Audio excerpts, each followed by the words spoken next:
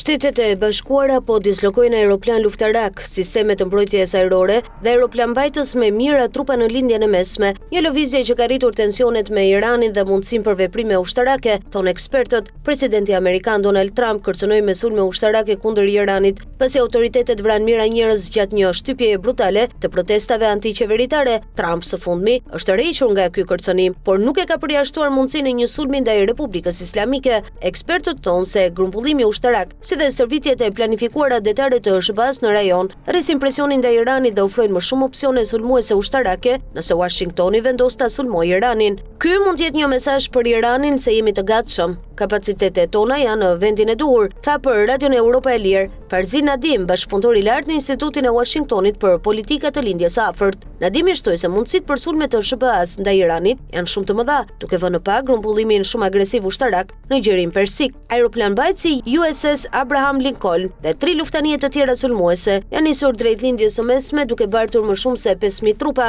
Komandaja qendrore e SBA-s ka thënë se aeroplanët luftarak F-15 e Strike Eagle janë dislokuar në rajon. Ndërkaq, forcat ajrore amerikane thanë më 25 janar se do të nisë një stërvitje disa ditore ushtarake në mbarlindjen e mesme për të demonstruar aftësinë për të dislokuar, shpërndar dhe mbajtur fuqinë luftarake ajrore në rajon. Ky aktivitet gjason me atë të vitit të kaluar kur SBA-ja dërgoi asete ushtarake në rajon para se Izraeli e më pas Washingtoni kryen sulme ajrore duke shënjestruar objektet bërthamore të Iranit. Garda revolucionare islamike dhe iga elitare e forcave të armatosura të Iranit ka reaguar duke rritur nivelin e gatishmërisë dhe duke u bërë thirrje grupeve të armatosura që mbështeten nga Irani në Irak, Liban dhe Yemen që të mbështesin Teheranin. Raportimet e mediave amerikane thonë se Trump po shqyrton një sër opsionesh ushtarake ndaj Iranit, nga një fushate qëndrueshme ajrore që mund të zgjas me javë ose muaj, deri tek sulmet më modeste dhe kryesisht simbolike që kanë përcak forcat e sigurisë së Iranit. Opsionet jo ushtarake përfshirë sanksionet shtesë ekonomike, raportohet se po ashtu janë diskutuar.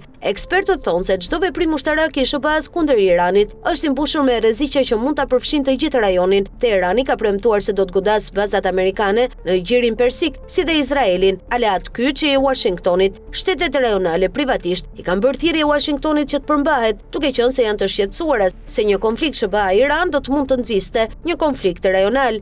Një pushtim toksor i Iranit, vendi më i madh dhe me popullsinë më të madhe në lindjen e mesme, konsiderohet i pamundur nga shumë ekspertë ushtarak. Irani ka raketa lundruese të afta për të kërcënuar luftanijet në ujërat e gjirit Persik, si dhe raketa balistike që mund godasin bazat në rajon. Irani madje ka aluduar për këtë gjë, duke vendosur një pankartë të madhe në një shesh kryesor në Teheran gjatë fundjavës, ku paraqitej një aeroplan mbajtëse amerikane e goditur nga një breshëri raketash. Edhe nëse Washingtoni zgjedh një sulm kryesisht simbolik, Irani ka të ngjarë të përgjigjet në të njëjtën mënyrë.